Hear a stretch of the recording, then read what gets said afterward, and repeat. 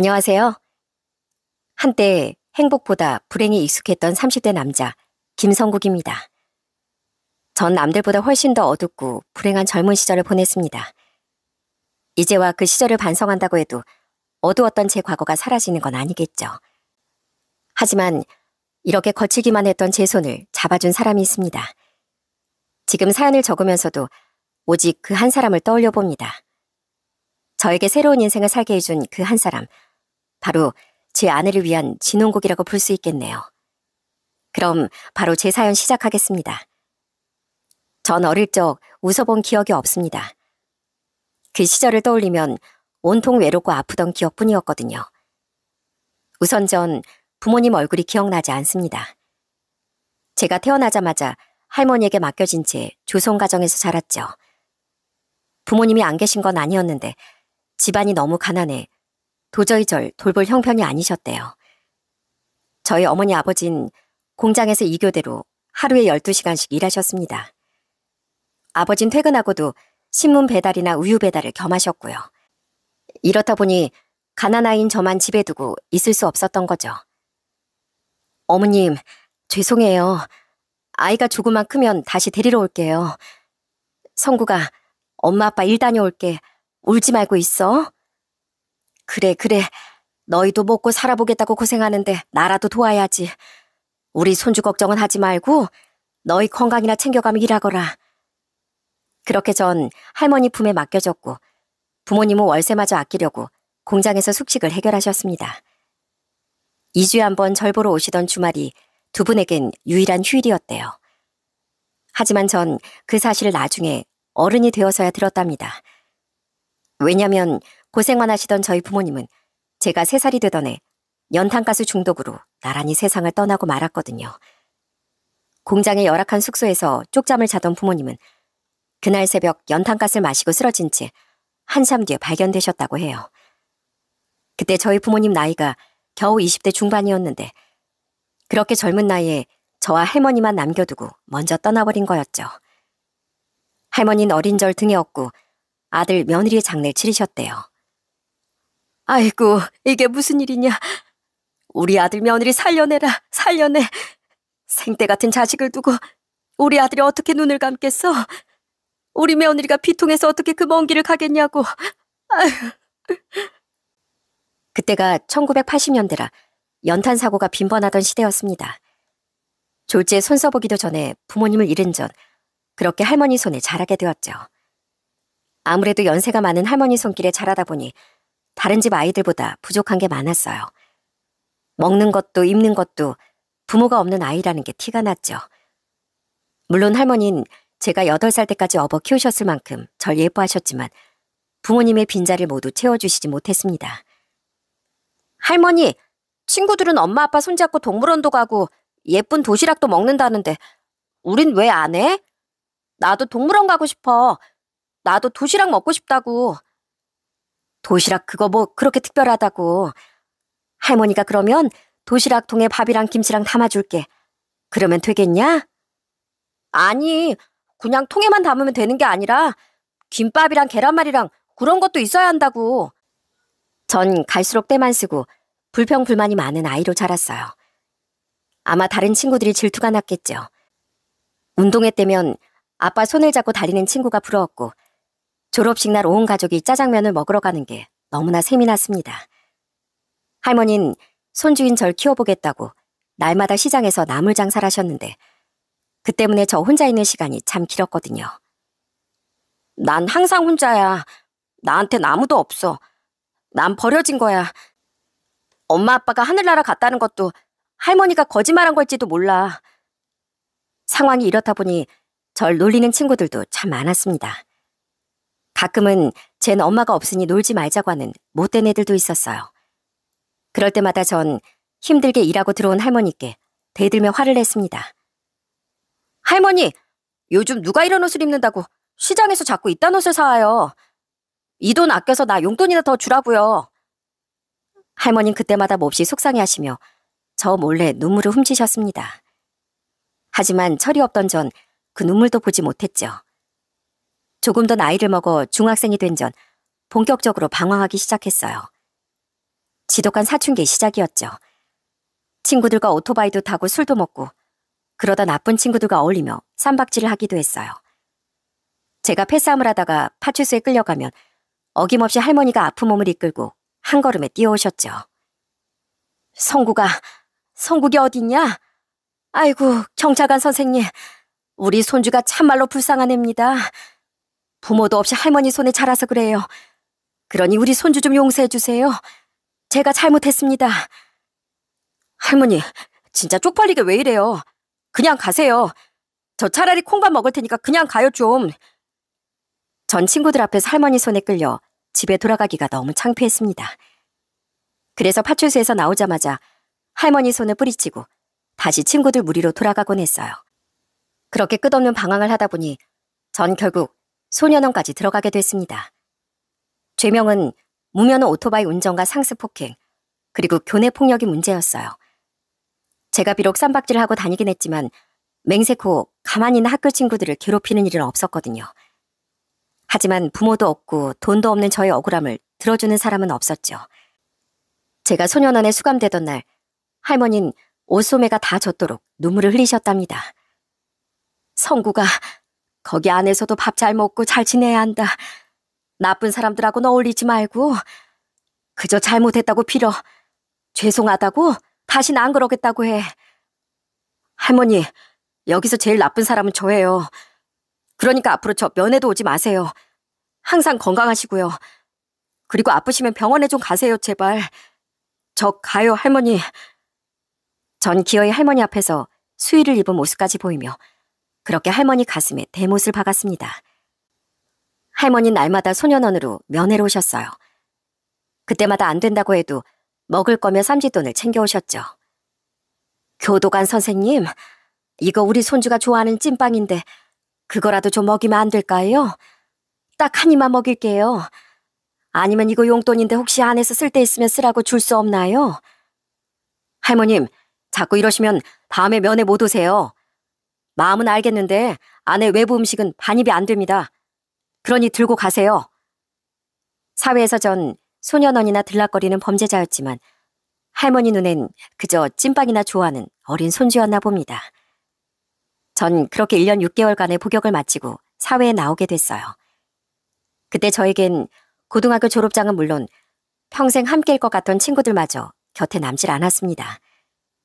그렇게 한심하게 시간을 보내다 20살이 되자 전 점점 더 나쁜 길로 빠져들었어요.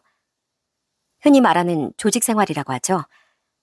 저는 덩치도 크고 범죄 이력까지 있어서 어딜 가도 절 받아주지 않았어요. 그때 제가 갈 곳은 당연하게도 지하 세계뿐이었습니다. 송구가, 너 저기 손님들 시끄럽게 굴면 네 선에서 처리해. 업장 시끄러워지게 하지 말고. 예, 형님. 제가 처리하고 오겠습니다. 전 조직 생활하며 남의 업장의 뒤를 봐주는 일을 했어요. 그야말로 깡패 생활을 한 거죠. 영화에 나오는 깡패들처럼 남의 업장에 몰려가 큰 싸움도 하고 뒷돈을 받아가며 술집, 노래방, 당구장 같은 데서 보호비란 걸 챙기기도 했습니다. 물론 전 막내라 제 손에 들어오는 건 없었고 그냥 뒤치다거리만 하고 있었지만요. 그러다 또다시 큰 싸움이 났고 상대 조직원이 크게 다치는 바람에 전 또다시 교도소에 들어가게 됐습니다. 전 교도소 차가운 바닥에 누워 종일 천장만 바라보고 있었어요. 밥도 먹지 않고 잠도 안 자고 그냥 이 지겨운 삶이 언제까지 이어질까 그 생각만 하고 있었던 것 같습니다. 나 같은 건 태어나지 말았어야 해. 밝음이 있으면 필연적으로 어둠이 있는 것처럼 난 이 사회의 어둠이고 그늘이야. 나 같은 걸 실패작이라고 부르는 거야. 이런 삶을 계속 이어가야 하는 걸까? 그렇게 여기서 나가면 세상을 떠나야지 하는 생각만 하고 있었는데 어느 날 제 앞으로 편지 한 통이 들어왔더라고요. 전 그 편지를 받고 얼마나 소리를 지르고 오열했는지 모릅니다. 그 편지엔 할머니가 시한부 선고를 받고 사경을 헤매고 계신다는 내용이었어요. 그때 제 출소가 9개월 정도 남았을 때였는데 어쩐지 매주 면회로 오시던 할머니가 그 무렵 발길이 뜸했거든요. 전 제 인생을 비관하느라 할머니가 오지 않으시는 것도 모르고 지냈어요. 편지엔 할머니가 아프다는 소식과 함께 할머니가 쓰러지기 전 저에게 남기셨다는 편지 한 통이 들어있었습니다. 내 강아지 성구가, 불쌍한 내 손주. 너만 남기고 이 할미마저 가버리면 우리 손주 가여워서 어쩔꼬. 아무리 생각해도 넌 아무 잘못이 없어. 다 부모 잘못 만나서 할머니를 잘못 만나 네가 그렇게 된 거야. 그래도 할미는 우리 손주를 믿는다. 어릴 때 네가 얼마나 똑똑했는 줄 아니? 넌 엄마 아빠 소리를 돌 지나자마자 했어.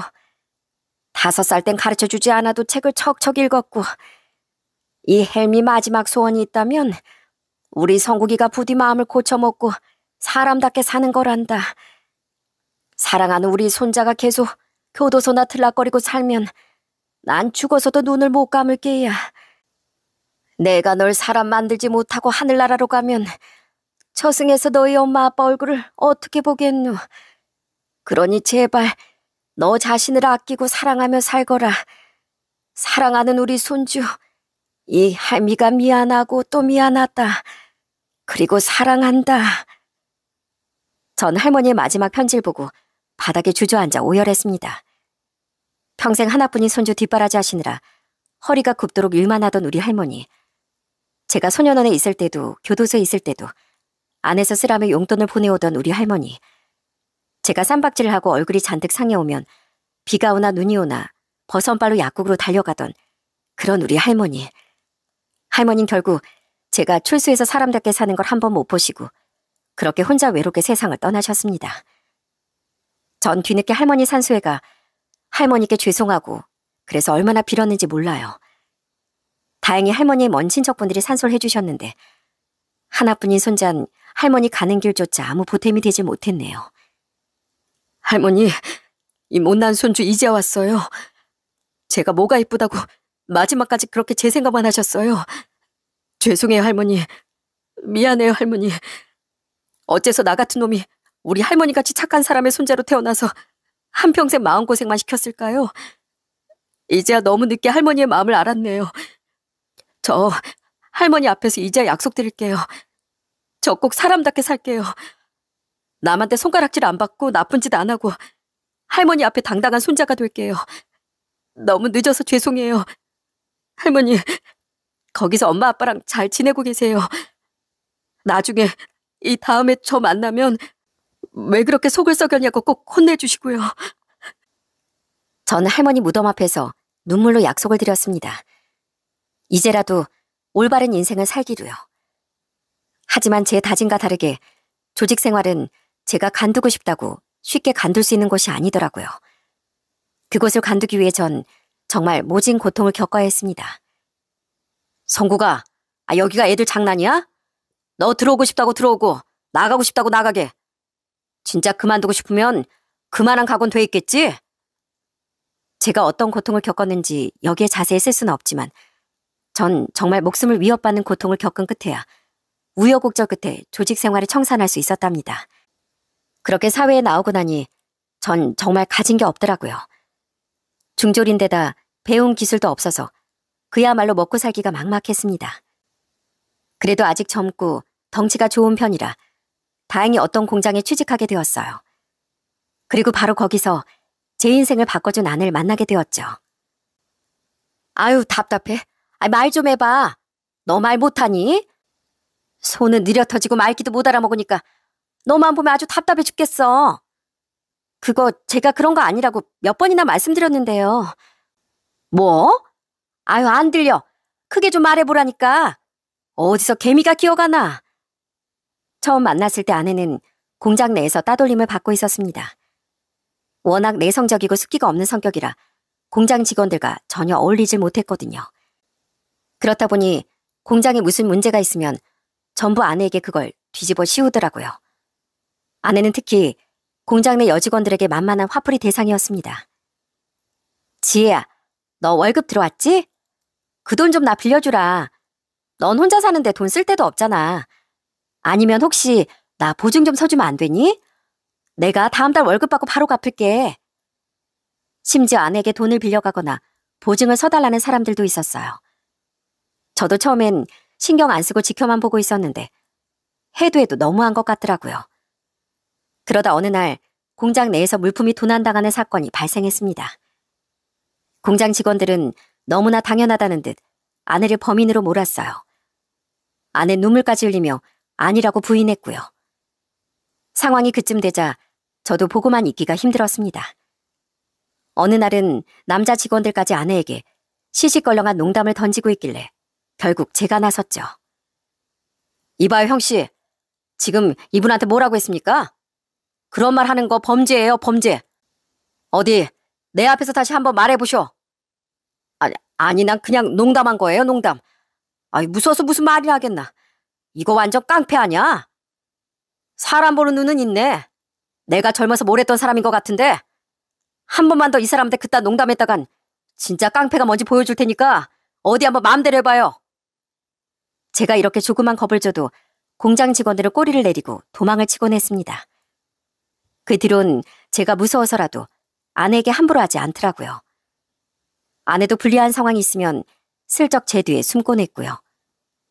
아내는 잘 웃지도 울지도 않고 그저 겁만 많은 조용한 사람이었습니다.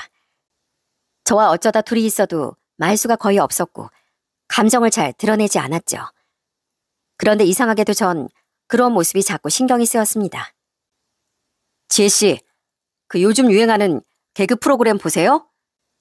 제가 그 개그맨 성대모사를 아주 기가 막히게 하걸랑요. 한번 보실래요?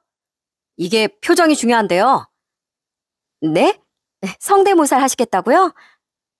성국신 진짜 재밌는 분인 것 같네요. 지금 웃은 거죠? 와, 웃었다. 지혜씨 웃으니까 이렇게 예쁜데 앞으로도 많이 웃으세요. 다행히 아내는 제 앞에서 간혹 웃어 보이기도 했습니다. 아내와 가깝게 지내다 보니 왜 그렇게 감정 표현도 못하고 어둡게만 지내는지 그 사연을 듣게 되었어요. 전 사실 부모님이 안 계세요. 어머니는 제가 24살 때 돌아가셨고 아버진 살아계시긴 하는데 없는 것과 마찬가지고요. 자세한 이야기 묻지 말아주세요. 아낸 그러더니 다시 얼굴이 어두워지더라고요. 괜히 캐물었다가 아내의 상처를 건드린 것 같아 저 역시 더는 묻지 못했죠. 저 역시 고아나 다름없었고 아내 역시 저처럼 형제 자매도 없는 처지였기에 저희는 빠르게 마음을 통하는 사이가 되었어요. 둘 다 부모 없는 외동이라 통하는 것도 많았고 어려운 가정 형편 역시 비슷했죠. 아내와 전 결혼식은 물론이고 가락지 하나 나눠 끼지 못하고 한 달 월급을 모아 작은 월세방부터 얻었습니다. 그리고 거기서 신혼살림을 차렸어요. 그래도 우리 사진관에 가서라도 결혼사진 하나는 찍자. 내가 예쁜 반지 하나 사주지 못해서 미안해. 나중에 꼭 당신에게 웨딩드레스 입혀줄게. 조금만 기다려줘. 난 당신 이름하고 내 이름이 적힌 이 등본만 봐도 너무 행복한걸. 고마워. 당신은 내 유일한 가족이야. 나에게도 당신이 유일한 가족이야. 이제 나한텐 당신뿐이라고. 나 당신을 위해 살게. 저흰 결혼식 대신 동네 사진관에 가서 사진 한 장을 찍었습니다.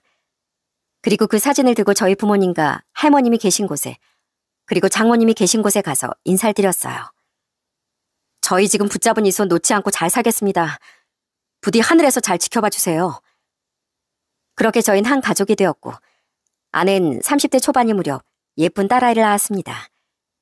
무려 2번의 유산 끝에 가진 소중한 아이였죠. 저희 딸은 정말 하늘에서 온 천사같이 예뻤어요. 하지만 아이를 낳고 아내는 몸이 많이 상해서 한동안 병원 신세를 져야 했습니다. 그래도 우리 세 식구가 얼마나 행복했는지 몰라요. 아이고, 우리 딸 웃는 것 좀 봐. 벌써 이 아빠 얼굴 알아보겠어?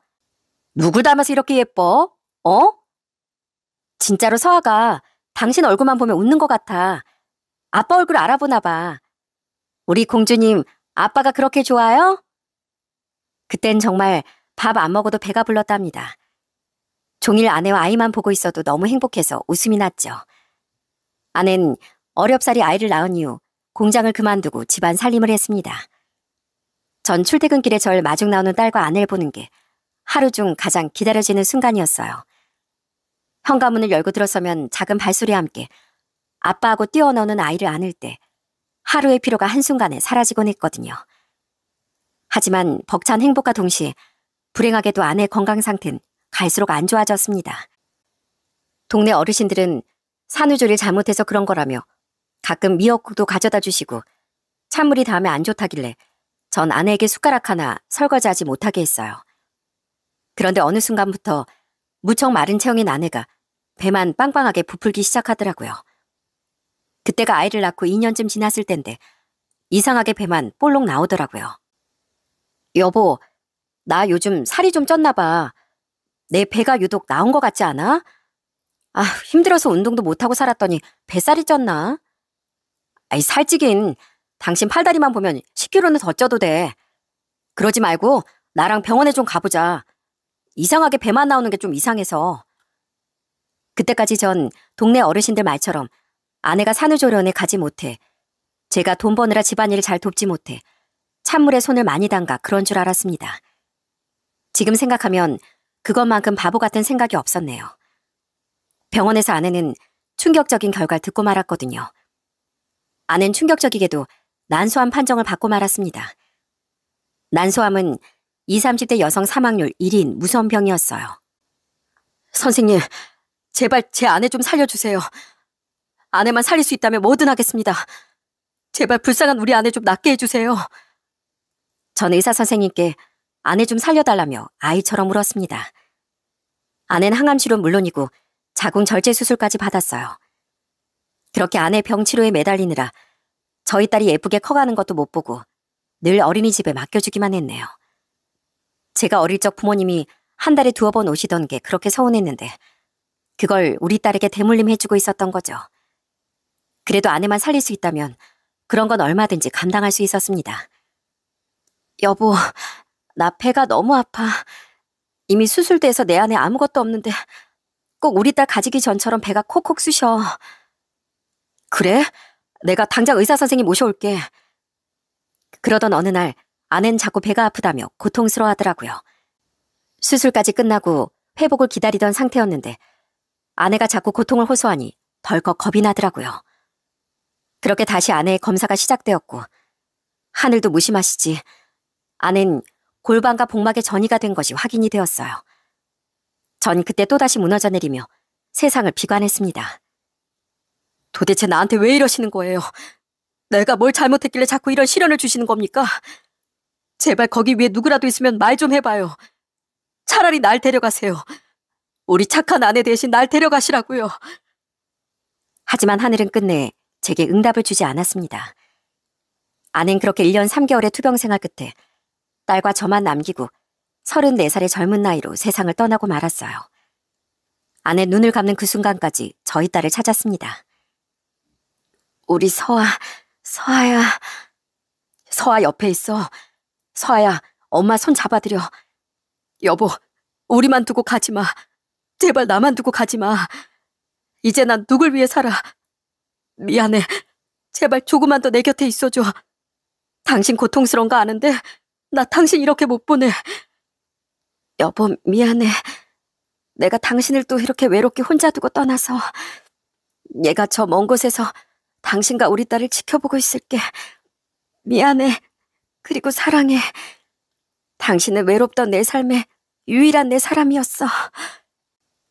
그러나 아내에겐 너무나 고통스러운 삶이었나 봅니다. 전 눈물로 장례식을 치르고 아내를 2뼘짜리 좁은 낙골당에 혼자 두어야 했어요. 겁도 많은 당신. 당신 두고 가면 나 없다고 무서워할 거지? 차라리 나도 당신 곁으로 가버릴까? 당신 외롭고 무섭지 않게 나도 따라가고 싶다. 그렇게 아내를 보내고 전 삶의 의지를 완전히 놓아버렸어요.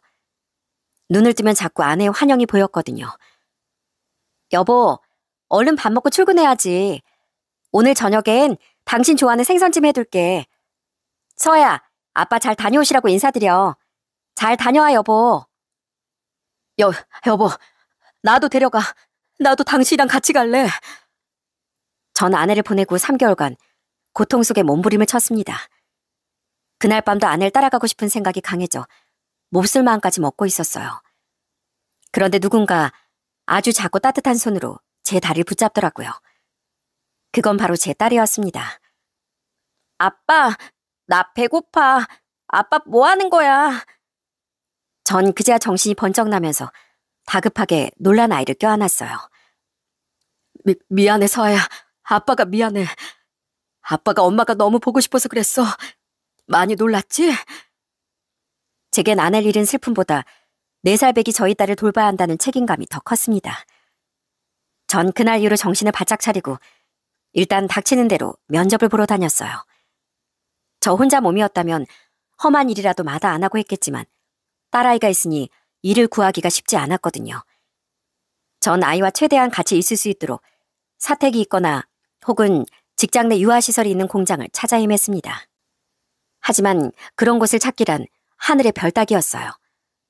간혹 면접을 볼 때 제가 요구사항을 말하면 다들 비웃곤 했죠. 참나, 공장이 무슨 자선 사업소인 줄 알아요? 4살짜리 애를 데리고 무슨 일을 하겠다고? 일 없으니까 나가봐요. 숙식 제공이요? 요즘 같은 불경기에 재워주고 먹여주면 우린 뭐가 남아요? 진짜 별 이상한 욕을 다 하네. 전 정말 수십 군데 공장에서 거절을 당했습니다. 안 그래도 아내 병원비를 쓰느라 주머니 사정이 좋지 않았는데 이러다 저희 딸 밥까지 굶길 판이었어요. 그렇게 정말 마지막이라고 생각하고 25번째 공장의 문을 두드렸습니다. 그곳은 직원이 5-6명밖에 없는 작은 공장이었어요. 전 아이 맡길 곳이 없어 실내에 무릅쓰고 아이를 면접장에 데려왔죠. 면접을 보는 내내 아이는 제 바지를 잡아당기며 투정을 부렸어요. 아빠, 나 배고파. 집에 가. 나 집에 갈래. 여긴 너무 답답해. 아빠가 여기 오기 전에 뭐라고 했어? 여기 와선 조용히 있어야 한다고 했지? 전 저도 모르게 화가 나 아이를 혼내고 말았습니다. 그런데 그때 면접을 보시던 사장님이 제 딸에게 빵과 우유를 주셨어요. 왜 배고프단 아이를 혼내고 그러나? 그러지 말고 얘야, 이 빵 먹을래? 너 참 예쁘게 생겼구나. 아빠 닮아서 키도 크고 눈도 동글동글하니 예쁘네 아주. 죄송합니다. 오기 전에 밥을 부실하게 먹였더니 애가 자꾸 칭얼거리네요. 서아야, 사장님께 감사하다고 인사드려야지. 감사합니다. 할아버지 눈도 동글동글 예뻐요. 뭐? 내 눈이? 내 살면서 눈이 예쁘다는 소린 처음 듣는구나. 고맙다. 사장님은 결국 제 딸아이를 옆에 앉히고 빵까지 먹여가면서 면접을 진행했습니다. 이미 딸을 데리고 면접에 왔다는 걸로도 민망했지만 전 어쩔 수 없이 제가 원하는 조건을 말씀드렸어요. 정말 죄송하지만 전 숙식이 제공되는 곳이 필요합니다. 사실 제 아내가 얼마 전 세상을 떠나는 바람에 저 혼자 아이를 키워야 하거든요. 제가 부모님도 안 계셔서 아이를 맡길 곳이 없습니다. 어린이집에 맡기는 것도 한계가 있어서요. 그 말을 하면서도 전 또 쫓겨날 각오를 하고 있었어요. 하지만 뜻밖에도 사장님이 제 어깨를 토닥토닥 다독여 주시더군요. 아이고, 젊은 사람이 그런 일이 있었구만. 그래도 혼자 이렇게 아이를 키우는 게 얼마나 대단한 일인가. 이 딱 한 사람 같은 이라고 내가 당장 공장 바로 근처에 숙소를 알아보겠네. 안 그래도 멀지 않은 곳에 어린이집이 있으니 혼자 일하면서 아이 키우는 게 어렵지 않을 걸세. 정말요? 감사합니다. 정말 감사합니다, 사장님. 저 정말 앞으로 몸 바쳐서 일하겠습니다. 이 사람아, 몸을 왜 바치나? 공장에서 다치면 그게 얼마나 큰일인데. 다치지 말고 열심히만 일해주게. 전 첫눈으로 인성 좋으신 사장님을 만나 그렇게 숙소 생활을 하며 공장 일을 하게 되었어요. 공장엔 한국인 직원은 저와 사장님을 포함해 3명뿐이었고 전부 외국인 노동자뿐이었습니다. 처음엔 약간 걱정도 했지만 모두들 우리 딸을 친손녀처럼 조카처럼 생각해 주었어요. 서아, 이리 와봐. 삼촌한테 와봐. 우리 사와주려고 삼촌이 아이스크림 사왔어. 바트, 그렇게 부르면 우리 서아가 겁먹지. 서아야 하고 부드럽게 불러봐. 한국인 직원들은 물론이고 외국인 직원들까지 다들 저희 딸을 너무나 예뻐했어요. 저희 딸은 저희 공장의 마스코트 같은 존재였답니다. 사장님은 제 딸을 친소녀처럼 업고 다니시거나 목마까지 태워주셨죠. 아유, 사장님, 그러다 허리 다치세요. 서아, 너 얼른 안 내려와? 너 이제 언니 될 나이라서 투정 부리면 안 된다고 했지? 아니, 왜? 할아버지가 나한테 먼저 업어주겠다고 했단 말이야. 할아버지, 더 빨리 가요, 빨리. 가끔 제 딸이 철없이 사장님 머리까지 잡아당기며 장난을 치곤 했어요. 전 너무 놀라 딸아이를 말렸지만 오히려 사장님은 괜찮다며 웃으셨습니다. 놔두게. 이 할아버지가 좋아서 놀아달라는 거 아닌가. 오냐, 오늘 아주 쌩쌩 달려보마. 대신 너 꽉 잡아야 한다. 사장님은 이뿐만 아니라 공장 마스코트에게 주는 월급이라며 제 딸에게 용돈까지 매달 챙겨주셨어요. 서아 덕분에 공장 분위기가 달라졌어. 그러면 내 당연히 월급을 줘야지. 아이 키우는데 드는 돈이 어디 한두 푼인가? 이 돈 잘 모아뒀다가 나중에 서아 크면 학비에 보태게. 사장님, 이렇게까지 신경을 써주시고 이 은혜는 절대 잊지 않겠습니다. 은혜까진 됐고 나중에 우리 서아 커서 시집가면 그때 날 할애비 자격으로 불러주게. 그때까지 내가 건강하게 살아있을 테니까. 전 제 편의를 다 봐주시고 저희 딸까지 함께 돌봐주시는 사장님께 충성을 다하겠다고 수십 번 다짐했습니다. 그러던 어느 날 제 다짐을 시험하게 된 사건이 터지고 말았어요. 공장 직원이 아무도 없던 야간에 공장에 불이 나고 만 겁니다. 전 공장 바로 근처에서 숙식을 하고 있었기에 다행히 그 불을 먼저 발견할 수 있었어요. 전 우선 사장님께 급히 전화를 드렸죠. 사장님, 지금 공장에 불이 났어요. 어디서 합선이 된 모양입니다. 혹시 공장 안에 누가 없죠? 뭐, 불이 났다고? 지금 공장에 있을 사람은 없지만 자네 괜히 뛰어지지 말고 당장 소방서에 전화해. 괜히 자네까지 다치지 말고. 하지만 공장 주변엔 다른 외국인 노동자들이 자고 있었어요. 전 급하게 화재 경보기를 울리고 외국인 노동자들을 깨웠습니다. 그리고 다급하게 불을 끄기 시작했죠. 약간의 화상을 입었지만 공장에 큰 피해가 나기 전에 불을 끌 수 있어 천만다행이었어요. 혼자서 물 양동이를 퍼다가 불을 끌 땐 몰랐는데 소방차까지 출동하고 나니 저도 그제야 긴장이 풀린 모양이었어요. 전 잠깐 기절까지 했네요. 눈을 떠보니 전 병원에 누워 있었고 사장님이 연신 제 걱정을 하며 지켜보고 계셨습니다.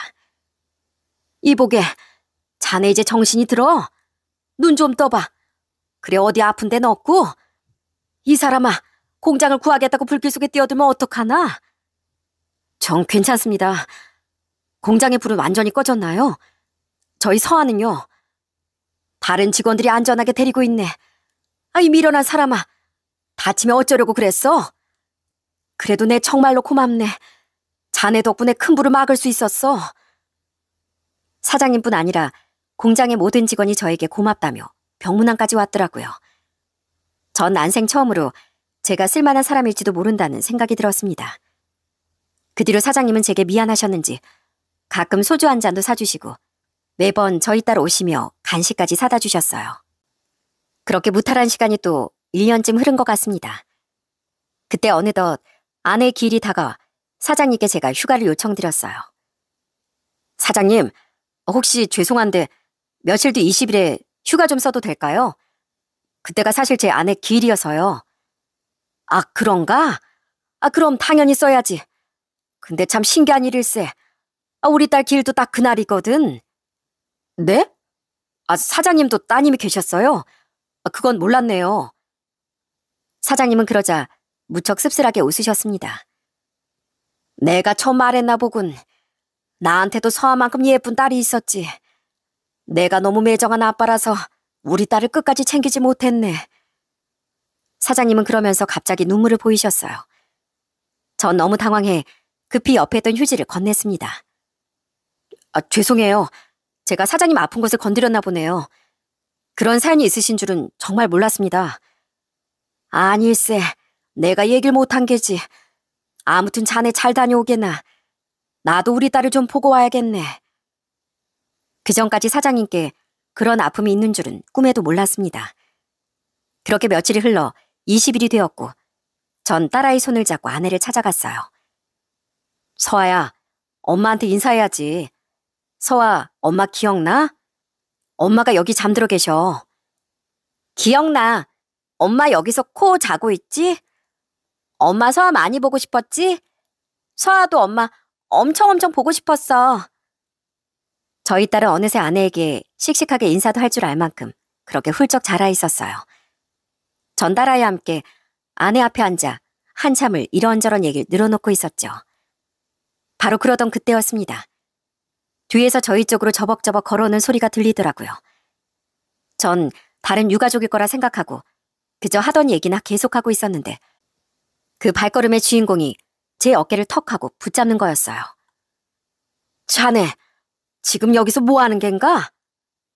아니, 사장님은 여긴 무슨 일이세요? 여기가 바로 제 아내가 잠든 곳이에요. 그러자 사장님은 눈이 휘둥그레지면서 저와 제 아내의 사진만 연신 번갈아 쳐다보셨어요. 뭐라고? 자네 아내가 잠든 곳이라고? 여긴 내 딸이 있는 곳이야. 자네 앞에 있는 게 바로 내 딸이란 말일세. 전 사장님의 말을 듣고도 대체 무슨 소리 하시나 싶었습니다. 하지만 사장님 입에서 제 아내 이름이 나온 순간 이 기막힌 만남을 믿을 수밖에 없었죠. 그러니까 자네 말은 자네가 우리 지혜 남편이라 이 말이야? 자네 아내가 내 딸 지혜라고? 어떻게 자네가 내 딸이랑... 아니 그러면 서아가 내 딸이 낳은 자식이란 말인가? 그러면서 사장님은 도저히 믿기 힘든 사연을 털어놓으셨어요. 전 사장님의 이야기를 듣고 가슴이 너무 아파서 고통스러웠답니다. 내 딸 지혜는 내 목숨보다 소중한 딸이었네.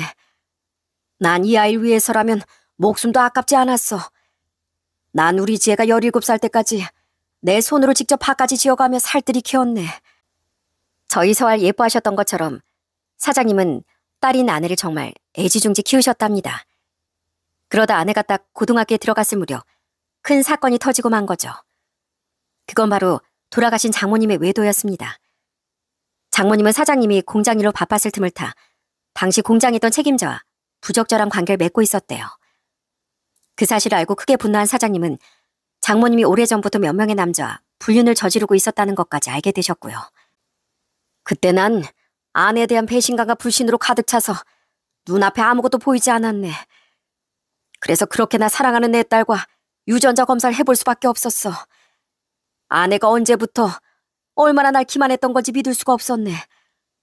그런데 놀랍게도 내가 친딸이라고 믿고 키웠던 우리 지혜가 내 친딸이 아니었던 거지. 그때 사장님이 받으신 충격이 얼마나 컸는지 그때까지 검던 머리가 며칠 만에 하얗게 새버릴 정도였답니다. 사장님은 충격으로 쓰러져 며칠 병원 신세까지 지셨고요. 내가 그러질 말았어야 했는데 그땐 아내에 대한 분노가 너무 컸어.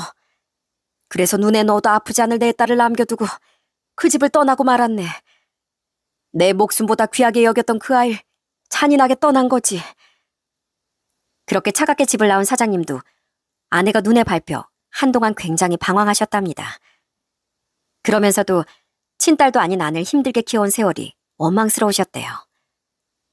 왜 그 아이를 내 딸이라고 해서 내가 친딸도 아닌 그 녀석을 이토록 사랑하게 만든 건지 아내가 너무 원망스러웠어. 처음부터 내 딸이 아닌 걸 알았으면 그렇게 고통스럽지도 않았을 텐데. 난 그렇게 한순간에 딸을 버리고 나왔는데 우리 지혜가 20대 중반 때였나 어느 날 날 찾아왔어. 좋은 사람을 만나 결혼하고 싶은데 내가 꼭 결혼식장에 와줬으면 좋겠다고. 그런데 내가 그 부탁을 거절했네. 그래도 날 아빠라고 찾아온 그 착한 아이를 그대로 돌려보냈단 말일세. 사장님은 그 이야기를 하면서 바닥에 그대로 주저앉아 오열을 하셨습니다.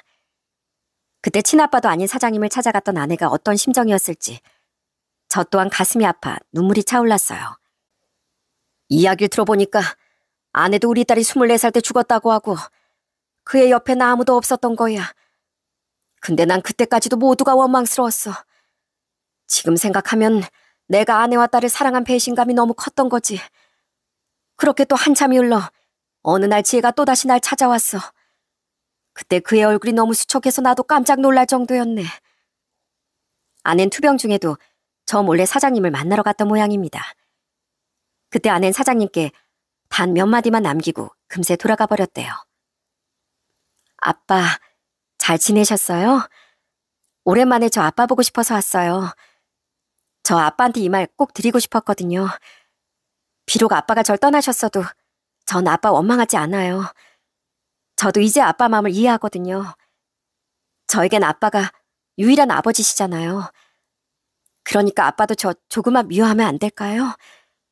전 다음에 다시 태어나도 꼭 아빠 딸 하고 싶은데 아빠도 다음 생엔 제 아빠 해주시면 안 돼요? 아낸 사장님 앞에서 자신을 너무 미워하지 말라며 서럽게 울었답니다. 끝까지 암에 걸린 사실은 털어놓지도 않고 그렇게 한참을 울다가 돌아갔대요. 사장님도 그런 아내의 뒷모습을 보고 남몰래 눈물을 흘리셨고요. 하지만 그 이후로 아내가 자꾸 사장님 꿈에 나타났답니다. 일도 손에 안 잡히고 혹시 무슨 일이 있나 걱정이 되셨대요. 그때 그의 얼굴이 너무 수척하던 게 마음에 걸려서 그제야 딸아이를 찾기 시작했네. 그런데 그 아이 소식을 들었을 땐 이미 너무 늦은 후였어. 사랑하는 우리 딸은 내가 용서를 구할 시간도 주지 않고 세상을 떠난 후였지. 그렇게 아내의 죽음을 뒤늦게 한 사장님은 그날 이후로 매일을 참회의 눈물로 보내셨답니다. 매일같이 아내의 납골당을 찾아 오열하고 그 앞에 무릎을 꿇고 빌기도 하셨대요. 우리 지혜는 이 못난 애비를 벌주고 싶어서 그렇게 서둘러 떠난 게 아닐까. 그런 후회를 했어. 왜 내 딸을 혼자 두고 떠났을까. 어쩌면 우리 딸과 긴 세월을 더 행복하게 지낼 수도 없었는데 난 왜 그러지 못했을까. 그런 후회를 날마다 했지. 그러다 자네가 우리 지혜를 닮은 예쁜 딸을 안고 이렇게 내 앞에 나타난 거야. 지혜는 아마 하늘에서 날 원망하고 있겠지. 나 같은 인간을 아빠라고 마지막까지 힘을 내서 찾아온 착한 아이였는데.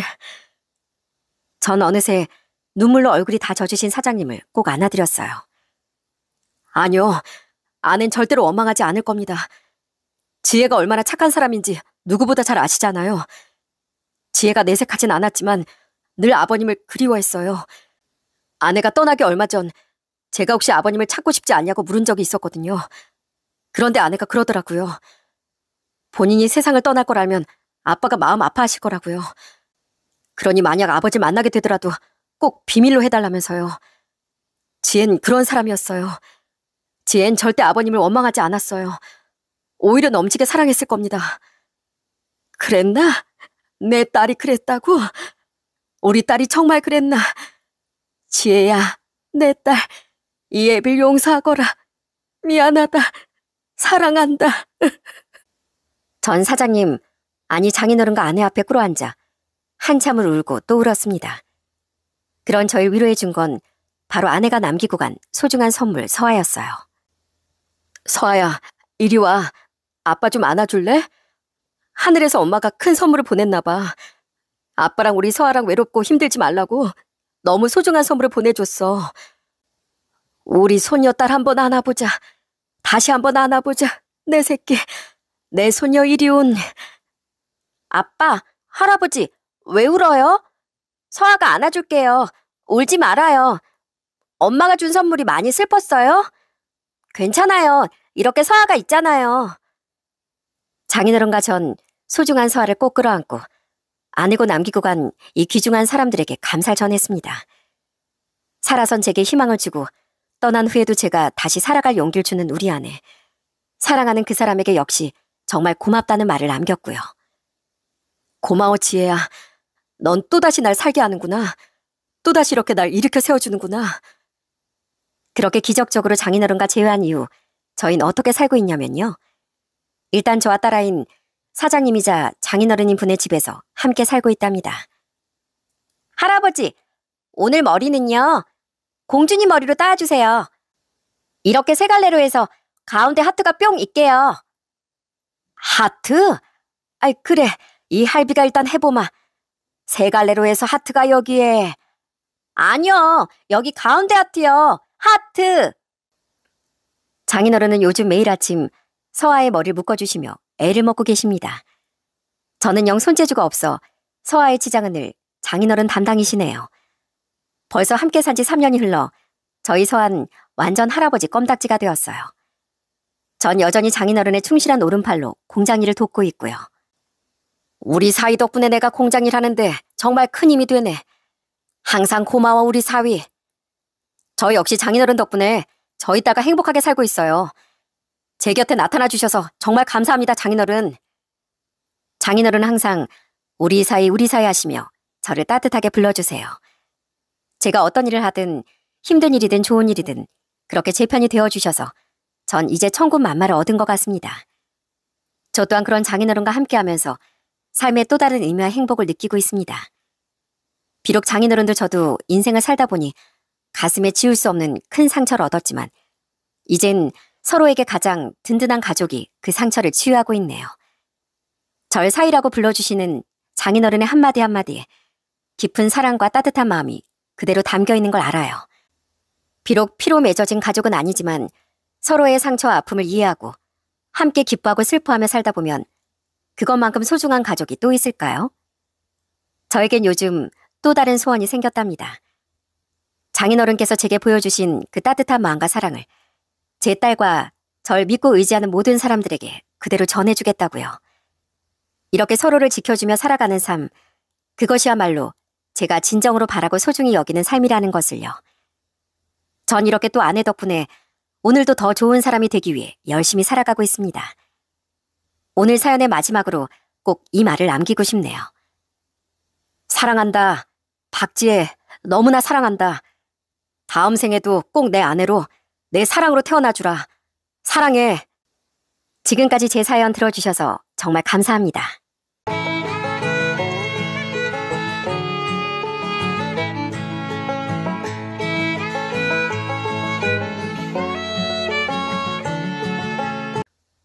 안녕하세요. 참 어처구니 없는 일로 이혼하게 됐던 여자입니다. 제가 이혼을 했던 이유는 두루뭉술하게 말하자면 신뢰 때문이었어요. 부부 사이에서 가장 중요한 건 신뢰라고 생각했는데 바로 그 신뢰가 깨져버렸던 거예요.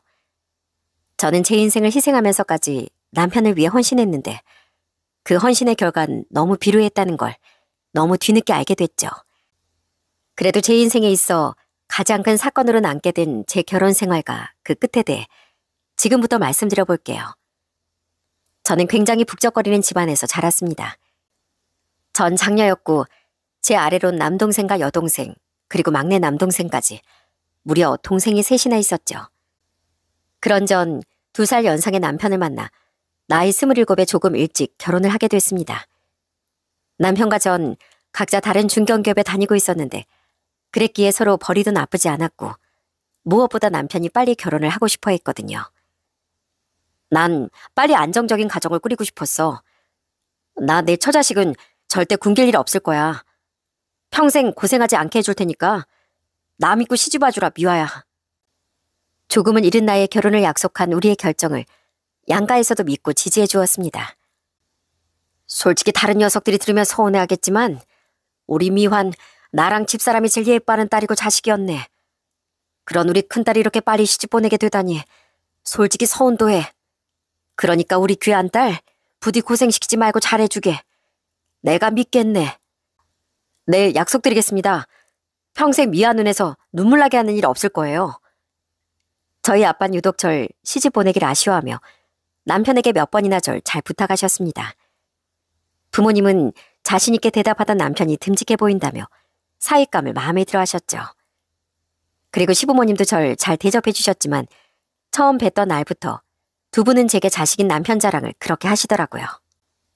우리 용진인 우리 동네에서 난 최고의 인재였어. 애가 어릴 때부터 어찌나 똘망똘망했는지 몰라. 사람들이 막 우리 용진이 나중에 대통령 될 거라고 그랬다니까. 우리 용진인 늘 부모인 우리 체면을 살려주던 효자야, 효자. 맞아. 맨날 전교 1등만 하더니 대학도 명문대 턱 붙어버리고 용진이가 대학에 붙었을 땐 우리가 잔치까지 벌였잖아. 사람들이 아들 어쩜 그렇게 똘똘하게 키웠냐면서 부러워하던지. 아가 넌 정말 남편과 반한 잘 만난 거다. 세상에 우리 용진이 같은 애 없어.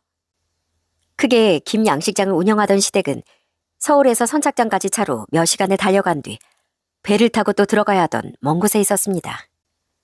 그래서 전 첫인살 갔던 날부터 시댁에서 하루 자고 오게 됐는데요. 제가 잠들기 전까지도 눈을 뜨고 나서도 그렇게 아들 자랑을 하시더라고요. 남편은 우리나라에서 세 손가락 안에 꼽히는 명문대까지는 아니었어도 그 아래 정도의 대학을 나왔었는데 솔직히 저도 남편과 비슷한 수준의 대학을 졸업했었습니다. 직장도 남편에 뒤지지 않았고요. 그런데 두 분은 그걸 알면서도 넌 시집을 잘 오는 거다. 우리 용진이 같은 남편감 없다. 하는 말을 계속 하시더라고요. 미안해. 우리 부모님이 너무 날 자랑스러워 하시지? 그게 두 분의 낙이었어서 그래. 이해 좀 해주라. 괜찮아. 세상에서 내 자식만큼 자랑스러운 존재가 없다고 우리 부모님도 그러셨어. 그래도 전 그런 두 분을 이해했습니다. 그리고 감사하게도 두 분은 서울 외곽에 구축이나마 작은 신혼집도 마련해 주셨어요. 서울에서 처음부터 내 집 마련의 신혼을 시작하기가 쉽나요? 감사한 마음에 저도 결혼 후 두 분께 잘하려고 나름 노력하며 살았죠. 너무 멀어서 자주 가긴 쉽지 않았지만 그래도 안부 전화도 자주 드리고 시댁에 갈 때면 효부 노릇을 하려 최선을 다했던 것 같아요. 여보, 나 생각해봤는데 난 이 정도에서 멈춰있을 사람이 아닌 것 같아. 그래서 말인데 나 로스쿨 가서 변호사 시험에 도전해보고 싶어. 당신이 그런 날 좀 이해해주고 기다려주면 안 될까? 뭐? 변호사? 우리 슬슬 아이도 갖기로 했잖아. 결혼 전부터 최소 둘은 낳아서 키우자고 얘기했었는데 당신이 회사 그만두면 아이는 언제 가져? 로스쿨 다니는 데만 3년에 변호사 시험도 바로 붙는다는 보장이 없는데 게다가 로스쿨 학비만 해도 엄청 비싸잖아. 당신 지금 다니고 있는 직장도 괜찮은데 이직도 아니고 왜 갑자기 변호사가 되고 싶다는 거야? 이유부터 얘기 좀 해줘봐. 그렇게 결혼한 지 2년이 채 안 됐던 어느 날 남편이 뜬금없이 로스쿨에 가고 싶다는 말을 하더라고요. 전 슬슬 아이 가질 준비를 하고 있었건만 이게 웬 자다가 봉창 두드리는 소리인가 싶더라고요. 남편은 황당해하던 제게 애원하듯 말했어요. 그게 대학 졸업한 후에 잘 나가고 있는 내 동기들이나 선후배들한테 뒤처지고 싶지 않아서 그래. 왜 말했잖아. 대기업 들어간 동기들도 꽤 많고 로스쿨 졸업하고 변호사 시험 합격한 선배랑 동기도 있다고. 5급 공무원 시험에 떡하니 붙은 사람들도 있고 나도 그 사람들보다 더 잘하면 잘했지 못하진 않은 사람인데 괜히 모임 같은 데서 만나서 기죽고 싶지 않아. 물론 잘된 사람들도 많겠지만 당신도 꽤 괜찮게 살고 있잖아. 왜 다른 사람들이랑 자기 스스로를 비교해? 내가 대학 시절엔 학점도 더 잘 받고 다녔는데 괜히 내가 그 사람들보다 못 나가는 것 같아서 자존심이 상한단 말이야. 여보, 내가 꼭 변호사 시험 붙어볼 테니까 우리 그때까지만 아이 계획 좀 미루자. 어? 나 한 번만 믿어주고 뒷바라지 해주면 내가 평생 당신한테 은혜 갚으면서 살게. 이제 보니 남편도 자신의 부모님처럼 보여지는 겉모습, 그러니까 체면을 중요시하는 사람이었더군요. 좀 겪어보니 시부모가 체면을 생명처럼 여기는 분들이었거든요. 물론 마음이야 이해했습니다. 하지만 아이 문제와 현실을 생각하니 쉽게 알겠다는 대답이 나오지 않더라고요. 그래도 결국 전 남편의 꿈을 응원해주기로 결심했어요. 다행히 남편은 전공과 관련해 대학을 다닐 때 법 공부도 했고 결혼할 때 시댁에서 집을 해주신 덕에 가지고 있던 여유자금도 있었으니까요. 비록 남편이 시험에 붙을 때까지 제 외벌이로 버텨야 하긴 했지만 그래도 아내로서 남편의 앞날을 응원해주고 싶더라고요. 이후 남편은 직장을 그만두고 로우스쿨 입학시험 준비에 돌입했습니다. 정말 코피나게 공부한 끝에 남편은 다음에 입학시험에 바로 합격할 수 있었죠. 가지고 있던 여유자금으로 남편의 학비는 힘겹게 낼 수 있었다지만 학비와 생활비는 별개였습니다. 전 열심히 직장생활을 하며 생활비를 혼자 부담했어요. 처음엔 시댁도 남편을 열심히 뒷바라지하던 제게 많이 고마워했었죠. 우리 용진이가 꼭 변호사 시험 붙어서 나중에 아가 널 호강시켜줄 게다. 우리 용진인 한다면 하는 애야. 알지? 그런데 그런 시부모와 제 사이는 갈수록 멀어지기 시작했습니다. 시부모는 점점 시댁에 갈 때마다 제게 이런 말을 했어요. 아가, 혹시나 해서 하는 말인데 너 우리 용진이가 돈 못 벌어온다고 갑질하고 그러는 거 아니지?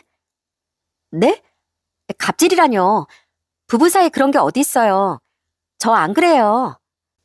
그래도 혹시나 해서 하는 말인데 우리 용진이를 항상 왕처럼 대접해줘야 한다.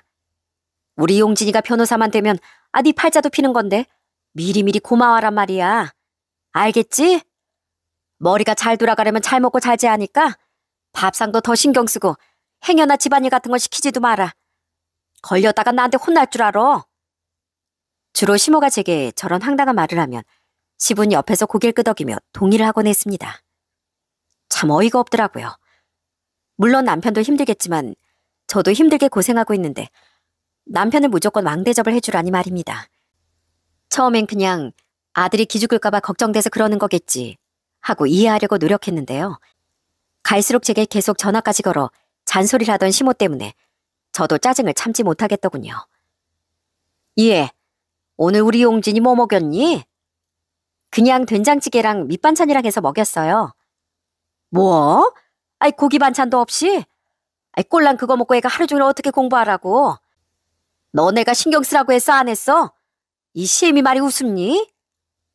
찌개에 고기 들었고요. 달걀 후라이해서 단백질도 다 챙겨줬어요. 저도 아침에 출근해야 되는데 아침 챙겨주는 게 얼마나 힘든지 아세요? 제발 저 좀 그만 들들 볶으세요. 저도 저희 부모님 귀한 자식인데 저도 할 만큼 최선을 다하고 있다고요.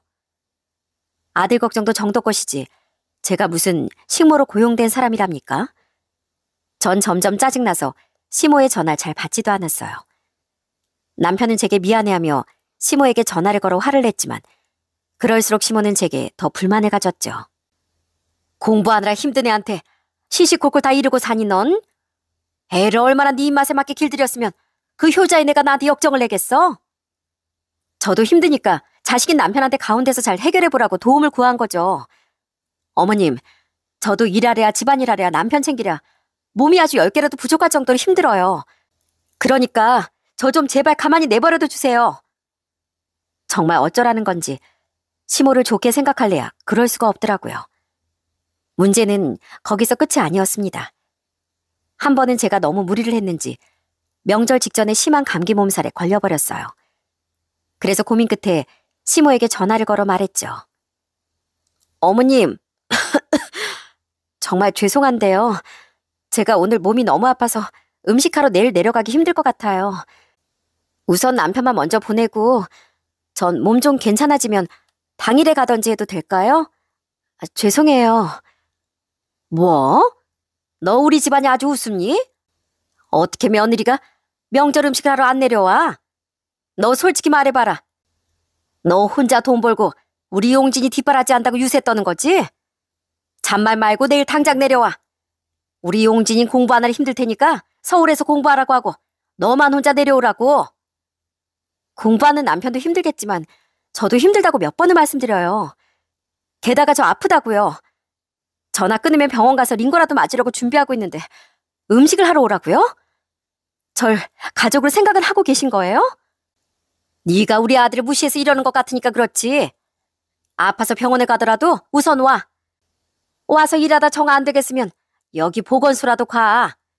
사람들이 명절인데 며느리가 안 왔다고 하면 뭐라고 수군대겠니?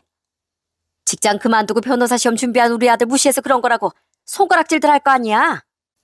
그러니까 어머님 아버님 체면 때문에 전 아프든 말든 상관없다 이건가요? 정말 서운하네요.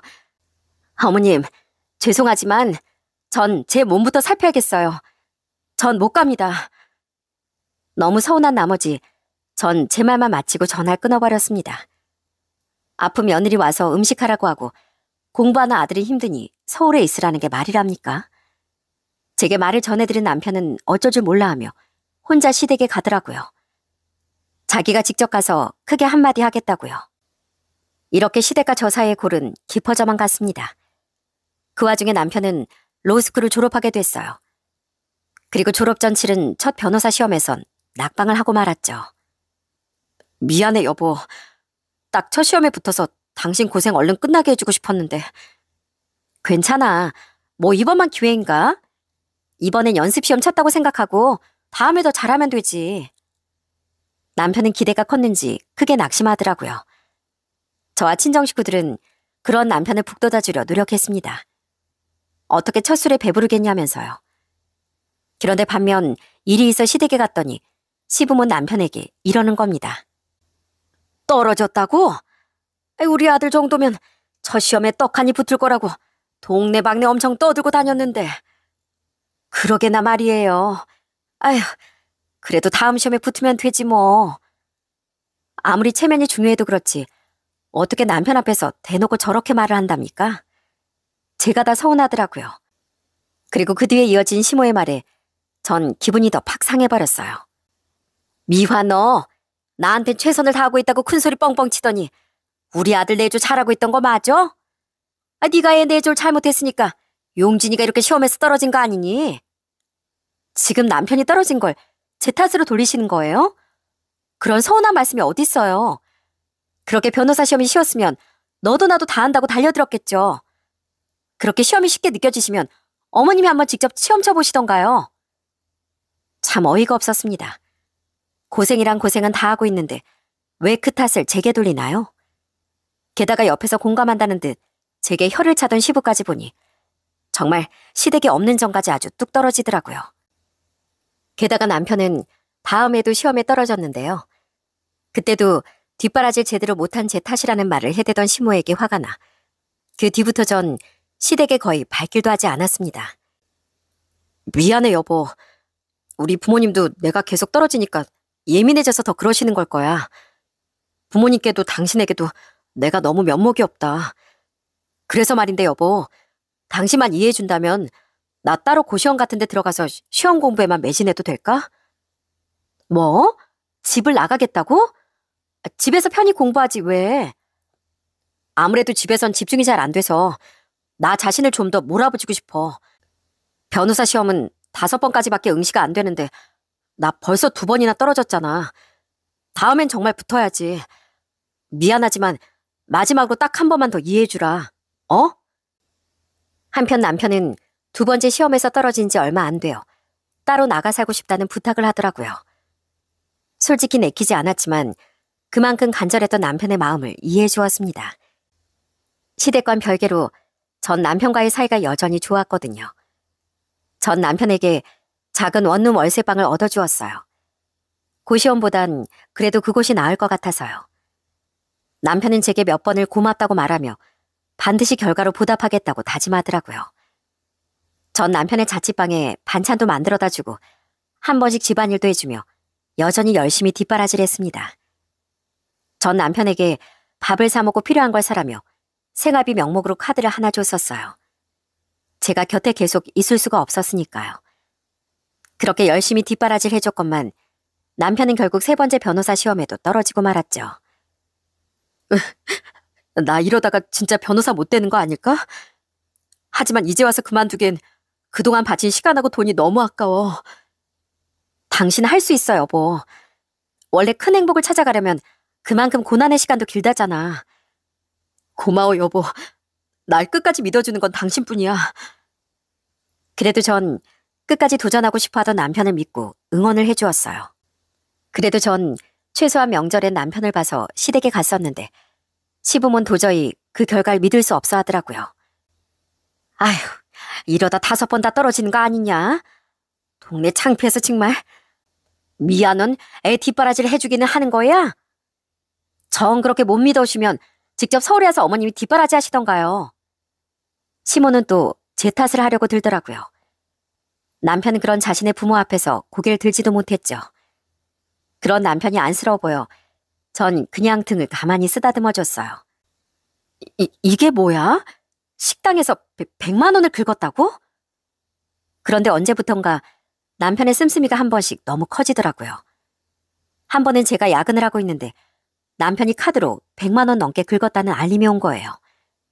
놀라서 남편에게 전화를 걸었더니 남편은 쭈뼛대며 이렇게 말했습니다. 오늘 오랜만에 대학 동기들이랑 만났는데 다들 자꾸 날 불쌍한 놈 취급하는 거야. 자존심이 너무 상하더라. 그래서 나 하나도 안 불쌍하고 너희들보다 잘 먹고 잘 사고 있다고 보여주고 싶어서 밥값을 전부 내버렸어. 술도 비싼 술로 먹어서 돈이 조금 많이 나왔어. 미안해. 당신 혼자 고생하는 거 뻔히 아는데 내가 너무 철이 없지? 기왕 긁은 거 어쩔 수 없지 뭐. 그래도 당신 마음이 나아졌다니 그걸로 됐어. 2번 다신 안 그런다기에 한 번은 이해하고 넘어가 주었습니다. 그런데 또 언젠간 백화점에서 무려 200만 원이 카드로 긁힌 거예요. 그것도 3개월 할부로요. 그래서 또 전화를 걸었더니 남편이 이러는 겁니다. 당신 백화점 갔어? 이 시간에 공부도 안 하고? 대체 뭘 샀는데 나한테 말도 없이. 그게 얼마 뒤에 대학 후배 결혼식이 있거든. 그때 입을 정장이랑 구두 좀 샀어. 집에 구두든 정장이든 다 있잖아. 좀 오래됐잖아. 가뜩이나 나 시험에 붙었는지 아닌지 다들 궁금해할 텐데 길라도 안 죽으려면 좀 번듯하게 보여야 할 것 같아서 하나 샀어. 당신한테 먼저 말했어야 했는데 미안해서 입이 도무지 안 떨어지더라. 그래도 당신 덜 부담되게 할부로 긁긴 했는데 미안해 여보. 그래도 내가 변호사 시험에 붙기만 하면 다 갚을 거야. 아무리 체면이 중요해도 상황에 맞게 소비를 해야지. 나도 돈 아낀다고 5만 원 넘어가는 옷은 손이 떨려서 사지도 못하는데 어떻게 겁도 없이 200만 원을. 당장 물러. 그리고 내가 적당한 걸로 다시 사줄게. 이미 가격표도 다 제거했고 내가 입고 집에 가고 있어. 길 좀 드리려고. 그래서 환불이 안 돼. 뭐? 내가 못 살아 진짜. 아무리 자존심이 중요해도 그렇지 이 사람이 왜 이러나 싶더라고요. 자격지심이 남편의 허영심을 키워버린 것 같더라고요. 그리고 이후에도 남편이 또 친구들에게 밥값을 내는 사고를 치며 전 아예 남편에게서 카드를 빼앗아 버렸습니다. 그리곤 그냥 딱 필요한 만큼의 현금만 다달이 생활비로 건네주었죠. 그랬더니 남편은 잔뜩 삐져선 거의 한 달을 집에 들르지도 않더라고요. 너무 힘들어도 남편을 위한 마음에 희생하고 인내하고 있던 건데 남편이 자꾸 그러니 저도 힘이 빠졌습니다. 실망스럽기도 했고요. 그런데 또 한 번은 남편이 제게 아이를 갖자고 조르는 겁니다. 지금 당장 모아둔 돈도 당신 뒷바라지 하느라 다 들어가고 여유도 없는데 아이를 어떻게 낳아. 나 회사 휴직하면 당장 우리 생활비는 어쩌라고. 애는 뭐 낳아놓으면 알아서 커? 현실적으로 얘기를 해야지. 나도 애 낳고 싶은 마음은 굴뚝 같은데 당신이 기다려달라고 해서 여태 아이 계획은 미루고 있던 거잖아. 아니, 결혼한 지 꽤 됐는데 아이 소식은 없냐고 친구 녀석들이 한 번씩 물어보길래 그때마다 내 상황이 이래서 아이는 못 가지고 있다고 말하기가 자존심 상하더라고. 남자로서 체면이 있지. 여보, 어차피 나 내년쯤이면 일이 잘 풀리지 않을까? 그럼 고생 끝 행복 시작인데 아이 하나 정도 미리 오래 가져도 되지 않겠냐고. 뭐? 지금 당신 체면 때문에 나만 또 개고생시키겠다고? 도대체 생각이 있는 거야 없는 거야? 나 태교할 동안 당신은 도와주지 못할 거잖아. 공부한다고. 그리고 시험에 붙을지 말지 확실하지도 않은데 어떻게 그런 무책임한 말을 해? 아니, 서울엔 장인 장모님도 있고 처남들이랑 처제도 있잖아. 우선 애가 생기면 어떻게든 도움받을 수 있지 않을까? 그 입 다물어. 말이 되는 소리를 해야지. 왜 우리의 무책임함 때문에 친정 식구들이 고생해야 되는데? 당신 요즘 보면 정말 다른 사람 같아. 결혼 전에 평생 고생도 안 시키고 내 눈에서 눈물 날 일을 없게 한다더니 요즘엔 이렇게 무책임해 보일 수가 없다고. 당신 공부하느라 힘들어서 그런 거야? 어? 미안. 아무래도 내가 공부 스트레스가 심해서 자꾸 이상해지나 봐. 진짜 기가 차서 소리를 확 질러버렸습니다. 남편은 자신이 공부 스트레스 때문에 이상해진 것 같다며 사과했지만 그 뒤로도 무책임하게 몇 번 더 아이 문제를 조르더라고요. 친구들 아이들은 벌써 유치원에 다닌다.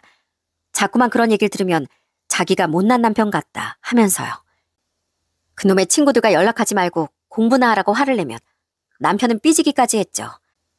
그런 남편과의 결혼 생활은 자꾸만 지쳐갔습니다. 솔직히 저도 사람인지라 실망스러워지는 남편과 이쯤에서 정리하고 싶다는 마음까지 들더라고요. 혼자 고생은 고생대로 다 하지 남편은 갈수록 자존심만 챙기는 철부지처럼 변해가지. 미래는 안 보이지. 시부모는 또 늘 제게 스트레스만 주지. 그래도 전 사람이 힘들 때 버리는 것만큼 의리 없는 행동은 없다는 마음으로 이혼 생각은 꾹 참았습니다. 지금의 이 고생만 끝나면 분명 우리 앞엔 더 큰 행복이 기다리고 있을 거라고 믿었어요. 남편의 실망스러운 모습도 그냥 스트레스 때문에 그런 거겠지. 그래서 자격지심이 이상하게 표출된 거겠지 하며 애써 이해해주려고 노력한 겁니다. 그렇게 끝까지 남편을 믿고 내조했건만 남편은 결국 4번째 시험에서도 떨어지고 말았어요. 미안해 여보. 그래도 최선을 다한다고 했는데 정말 미안해. 혹시 몰라서 결과 나올 때까지 자취방에서 공부를 계속 놓지 않고 있었던 건데 그래도 혹시가 진짜가 될 줄은 정말 몰랐어. 울지 마.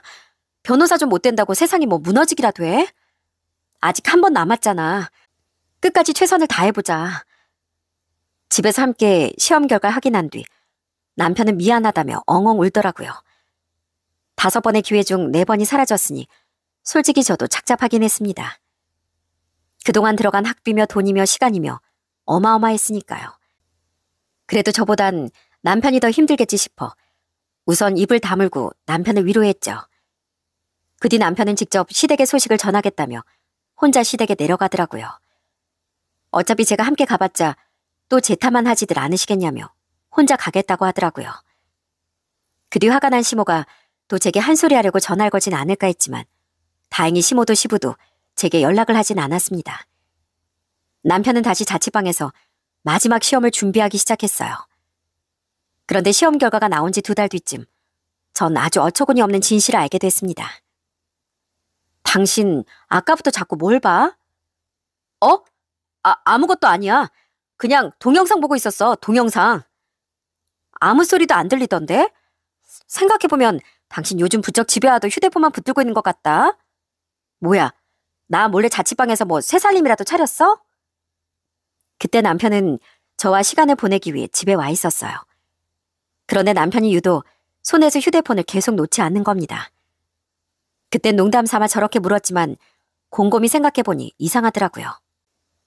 언제부터인지 모르겠지만 남편은 이상하게 볼 때마다 휴대폰을 손에서 놓지 않았습니다. 그전엔 의아해도 별 생각 없이 넘어갔었는데 막상 입 밖으로 저런 말을 뱉고 보니 뭔가 수상하게 느껴지는 거예요. 설마 공부하는 사람이 바람을 피웠겠나 싶긴 했지만 요즘 세상엔 별 희한한 일이 다 일어나잖아요. 그래서 전 혹시나 싶어 남편이 잠에 든 사이 남편의 휴대폰을 뒤져보게 됐습니다. 휴대폰 잠금이야 잠든 남편의 손가락 지문으로 쉽게 해제할 수 있었죠. 그런데 설마 했건만 남편의 휴대폰은 판도라의 상자 그 자체였더군요. 어머, 이게 뭐야? 주식톡? 남편의 대화창 목록 중엔 주식톡방이란 이름의 대화방이 하나 있더군요. 제가 알기로 남편은 주식을 하던 사람도 아니고 애초에 남편이 주식할 돈이 어디 있었겠습니까? 그래서 이게 뭔가 싶어 톡방에 들어가 보니 경악할 진실이 그곳에 숨겨져 있더라고요. 남편은 그곳에서 자신이 어떤 주식에 얼마를 투자했고 얼마를 날렸네, 얼마나 손실이 났네 하는 엄청난 말들을 하고 있었어요. 가장 충격적이었던 건 최근 남편이 그곳에 남겼던 말이었죠. 거의 2년 동안 손실을 3억이나 냈습니다. 변호사 시험 붙었다고 거짓말하고 시골 부모님께도 1억 5천이나 빌렸는데 이제 제 인생 망했어요. 남은 주식들도 전부 손해만 난 상태인데 저 이제 어떡하나요? 막막해서 휴대폰 주식창에서 눈을 못 떼겠습니다. 남편은 그동안 하라는 공부는 안 하고 저 몰래 주식을 하고 있었던 거예요. 너무 충격을 받아 두 손이 덜덜 떨리더군요. 그제야 남편이 왜 집에 와서도 휴대폰을 손에서 못 놨는지 알겠더라고요.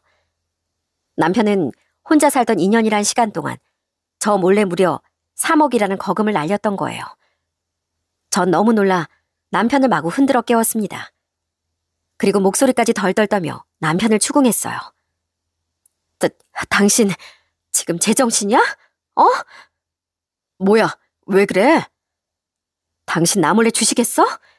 나 당신 휴대폰 다 봤어. 숨길 생각 하지도 마. 공부하려고 자취하고 싶다더니 그동안 하라는 공부는 안 하고 대체 무슨 짓을 한 거야? 여보, 그게... 제가 주식 이야기를 꺼내자 남편은 바로 잠이 확 깬 표정을 짓더라고요. 남편은 대역죄인 같은 표정을 지은 채 식은땀을 뻘뻘 흘렸죠. 말만 더듬지 말고 똑바로 말하라고. 어머님 아버님한테 당신 변호사 시험 붙었다고 거짓말했어?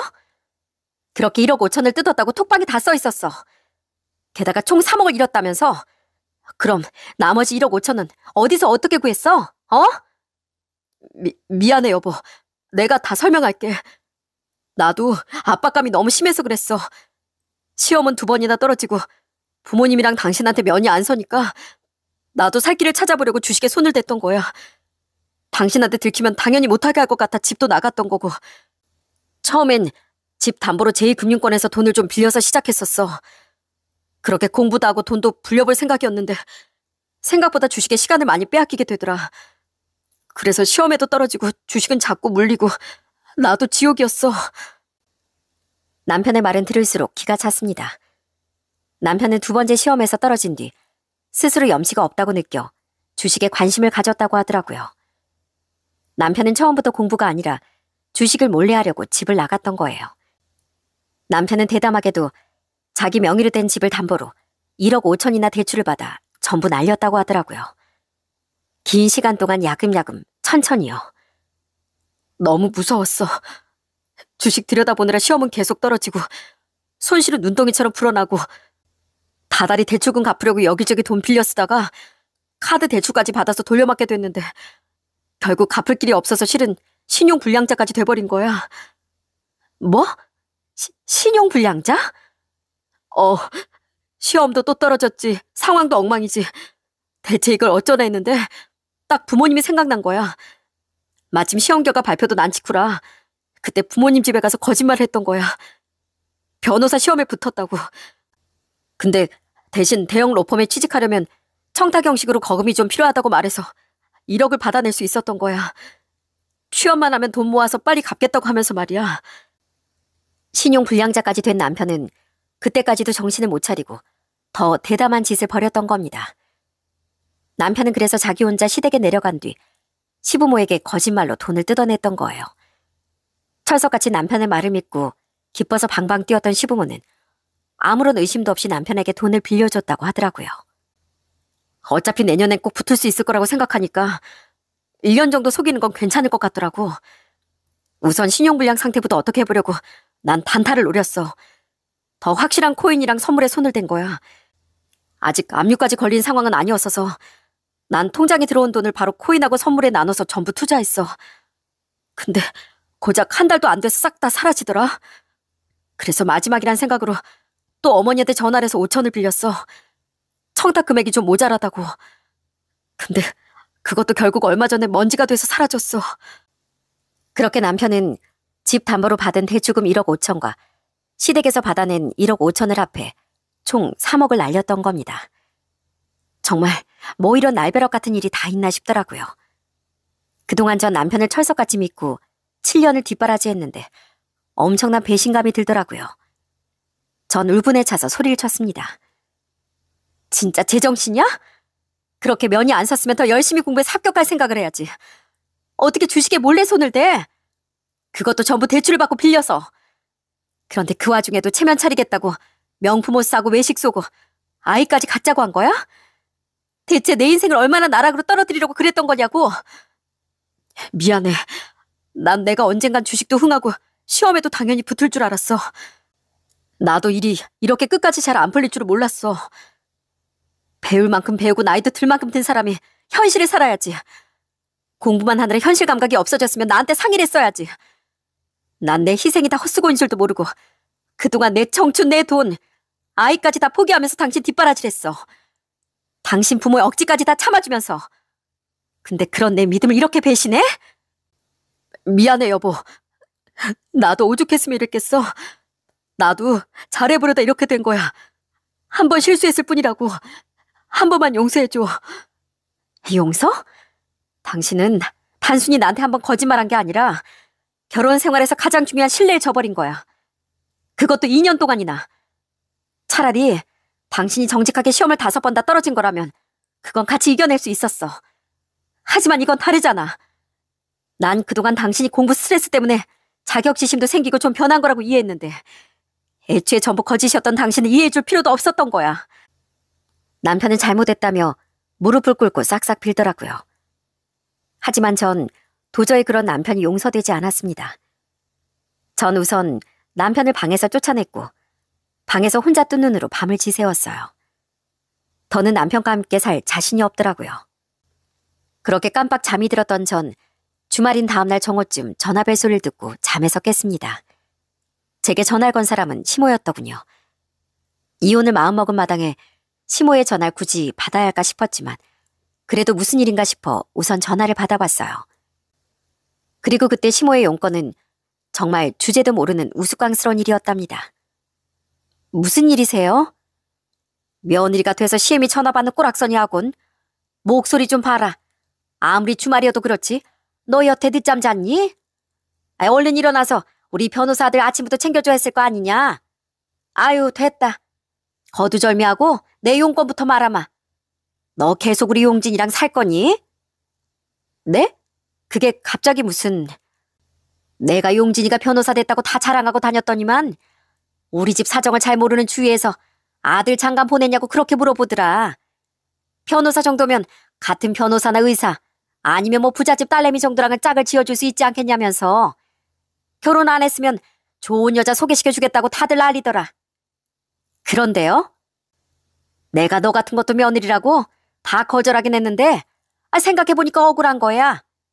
솔직히 네가 전에야 우리 아들이랑 대학도 직장도 비슷했다지만 우리 아들이 지금 변호사가 된 이상 지금은 또 말이 다르잖니. 친정 형편도 고만고만해. 직장도 변호사에 비하면 택도 없이 부족해. 그렇다고 네가 시부모인 우리한테 잘하기라니 뭐라니? 그런 급도 안 되는 네가 변호사 사모님 소리 들을 자격이 있다고 생각해? 계속 그런 생각하고 있던 와중에 어제 또 아는 먼 지인이 전화와서 의사 집안에서 곱게 자란 의사 며느리 볼 생각 없냐고 물어보더라. 내 말 무슨 말인지 알겠지? 그러니까 남편이 변호사가 됐다고 굳게 믿고 있던 시모는 제게 이쯤 하면 그만하고 이혼하라는 말을 하려고 전화를 한 거더군요. 정말 폭소가 터졌습니다. 그 잘나게 여겼던 아들에게 사기당한 줄도 모르고 무려 7년을 뒷바라지했던 며느리에게 하는 소리라는 게 저렇게 저급하다뇨. 전 그런 시모에게 일부러 크게 웃어주며 알겠다고 대답했네요. 아, 그러니까 더 잘난 며느리 보고 싶으시다 이것이죠? 웃겨서 정말. 뭐야, 뭐가 웃겨? 그냥 이 집안 사람들 자체가 다 웃기네요. 네, 이혼할게요. 그럼 속이 시원하시죠? 이혼 도장 찍고 다시 전화 드릴게요, 그럼. 뭐?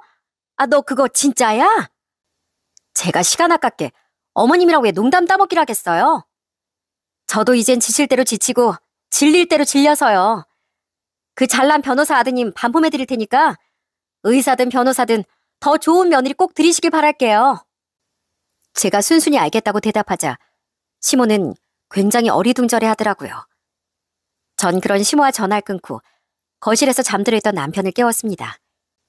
그리곤 조금 전 컴퓨터를 통해 출력했던 이혼서를 들이밀며 강요를 했어요. 난 여기 방금 도장 찍었어. 그러니까 당신도 당장 찍어. 여보, 난 이혼하기 싫어. 이혼 못해. 제발 한 번만 더 기회를 줘. 아니, 이제 내 인생에 당신은 없어. 그리고 당신 엄마 조금 전에 나한테 전화해서 그러더라. 잘난 변호사 아들한테 나 같은 며느리 수준 떨어져서 안 어울리니까 더 좋은 며느리 드릴 수 있도록 나더러 이혼하래. 그래서 나 바로 알겠다고 했어. 이혼은 나뿐만 아니라 당신 엄마도 바라는 거니까 더는 고집 부리지 말고 도장 찍어. 나한테 미안하다면 적어도 이혼이라도 순순히 해주란 말이야. 그런데 염치도 없지 남편은 긴 시간 신랑이라면서도 끝내 도장을 찍지 않으려고 버티더군요. 하지만 전 이미 도장을 찍지 않았습니까? 남편에게 이혼 의사를 확실히 내비친 전 다시 시모에게 전화를 걸었어요. 어머님, 아니 아줌마. 아줌마? 전 이혼서류에 도장 찍었거든요. 그럼 우리 남남이잖아요. 전 도장 찍었다는 말 전해드리려고 전화했어요. 그래? 네가 웬일이냐?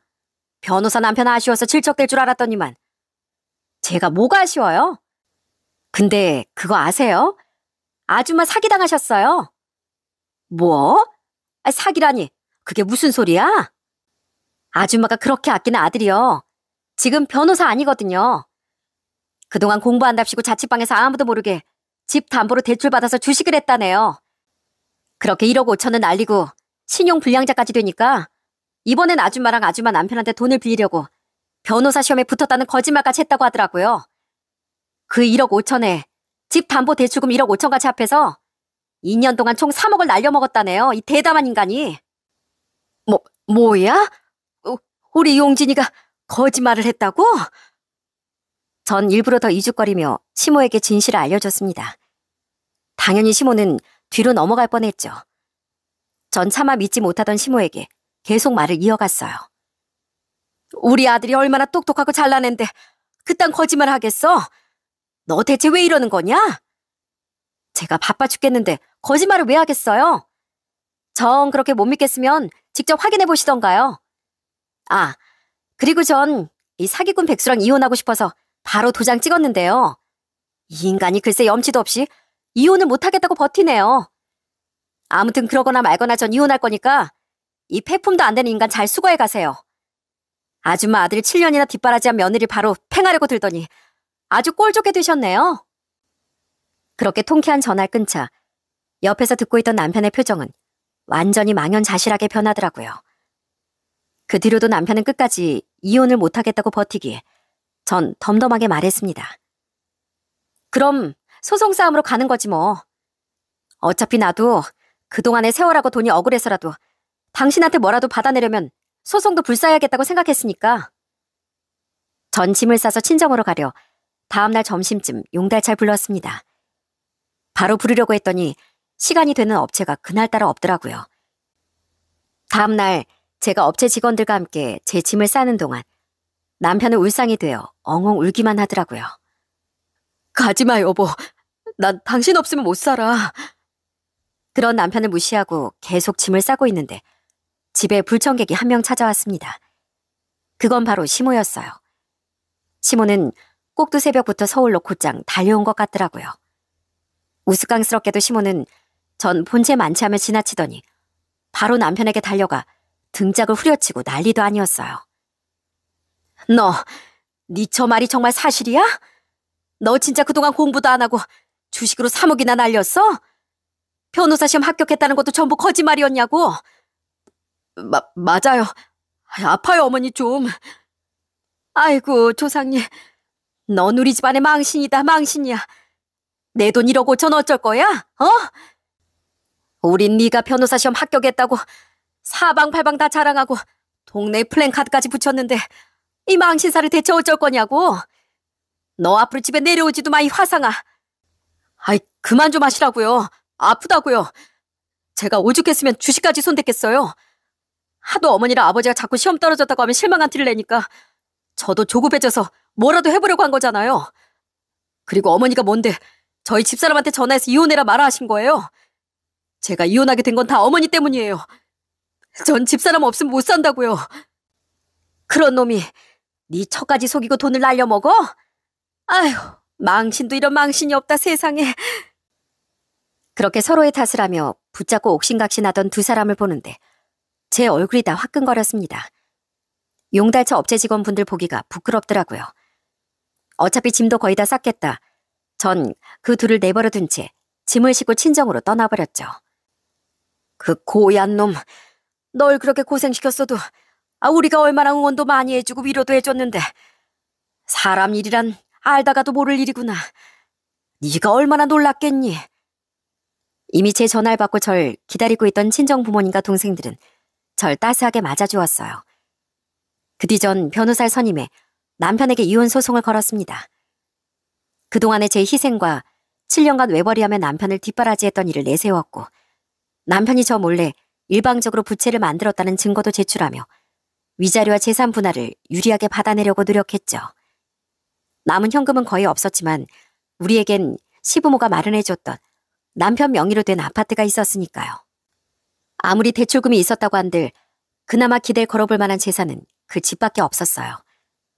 그렇게 이혼 소송을 하는 동안 남편은 친정까지 찾아와 절 다시 붙잡으려고 하더라고요. 네 놈이 감히 여기가 어디라고 찾아와. 너 우리 딸 데려갈 때 뭐라고 했냐? 어? 꽃다운 나인 우리 딸 데려가면서 절대 우리 미아 눈에서 눈물 나지 않게 하겠다고 약속했지? 입만 산 놈 같으니라고 당장 안 사라져? 하지만 남편은 아빠의 엄청난 호통만 들은지 허둥지둥 쫓겨날 수밖에 없었습니다. 그렇게 긴 소송 끝에 전 이혼을 하고 재산 분할도 꽤나 유리하게 받을 수 있었어요. 위자료 명목까지 포함해서요. 남편은 4억 정도 되던 그 집을 팔아 1억 5천의 대출금을 갚아야 했고 그 나머지 많은 부분을 제 몫으로 건네야 했죠. 마지막으로 법원 앞에서 봤던 날 시모는 배가 아파 펄펄 뛰더라고요. 네가 뭔데 그 엄청난 돈을 가져가냐? 우린 눈 뜨고 이놈한테 빌려준 1억 5천도 날렸는데. 그렇게 자식을 좀 잘 키우지 그러셨어요? 법원이 이건 정당한 제 몫이라는데 그럼 어떡하나요? 전 그런 시모의 말을 귀뚱으로도 듣지 않고 저희 친정엄마 아빠와 함께 집으로 돌아왔습니다. 그렇게 이혼한 뒤 전 시간이 꽤 흐른 지금도 가족들과 다시 같이 살고 있어요. 소중한 가족들과 여행도 자주 다니고 절 위해 돈도 다시 열심히 모으며 아주 잘 지내고 있습니다. 한편 전 남편은 마지막 기회였던 올해의 변호사 시험도 결국 떨어졌다고 하더라고요. 전 남편은 번호를 바꿨는지 모르는 번호로 제게 전화를 걸어 꼬장을 부렸습니다. 그 시험까진 그래도 부모님이 준비하는 걸 도와주시더라. 내가 변호사가 돼야 두 분 체면도 회복하고 돈도 갚을 수 있지 않겠냐면서. 그런데 내가 이번 시험까지 떨어지니까 이젠 정말 집 근처에는 얼씬도 말라시는 거 있지? 실은 마지막 시험 준비할 때도 또 돈을 구해서 주식하다가 시험에 떨어졌다는 걸 두 분이 알게 되셨거든. 나도 잘해보려다 그런 건데 내 인생이 대체 왜 이렇게 되는지 모르겠어.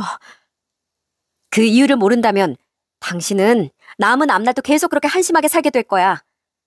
그러니까 허황된 돈에 자꾸 매달리지 말고 제발 정신 좀 차려. 그리고 또 이렇게 전화해서 주정 부리면 확 경찰에 신고해버릴 거야. 저는 그런 전 남편이 제발 정신을 좀 차렸으면 하는 마음으로 마지막 일침을 건넨 뒤 전화를 끊었어요. 그 뒤로 지금까지 그들이 어떻게 살고 있는지 저는 더는 알지 못합니다. 시부모와 전 남편이 결국 화해를 했는지, 전 남편이 정신을 차려 주식을 끊고 취업이라도 다시 했는지 뭐 아무것도 모를 일이죠. 그들 자체가 제겐 뼈아픈 과거이니 전 더는 그들의 소식에 관심을 갖지 않으려고 합니다. 그저 이혼료 꼬리표가 붙었더라도 여전히 사랑하는 제 인생만을 알차게 살아가려고 해요. 과거의 상처는 미래의 저를 더 강하고 단단하게 만들어줄 거라고 믿으면서요. 전 남편과 전 시댁을 떠올리면 이런 생각이 듭니다. 살아감에 있어 체면도 무시할 수는 없지만 너무 그렇게 체면에만 매달리다간 그 안에 가려진 속은 썩어서 골마버릴 수도 있다는 걸요. 누구나 인생의 역경은 찾아오기 마련이고 항상 모든 일이 잘 풀려갈 수는 없습니다. 그걸 무작정 숨겨보고자 나를 감출 포장지를 찾기에만 급급하다 보면 정작 더 중요한 무언간 망가질 수 있으니 조심하시라는 말을 이렇게 사연을 마무리하며 드리고 싶네요. 그럼 전 이만 여기서 제 사연을 마치겠습니다. 들어주셔서 감사합니다.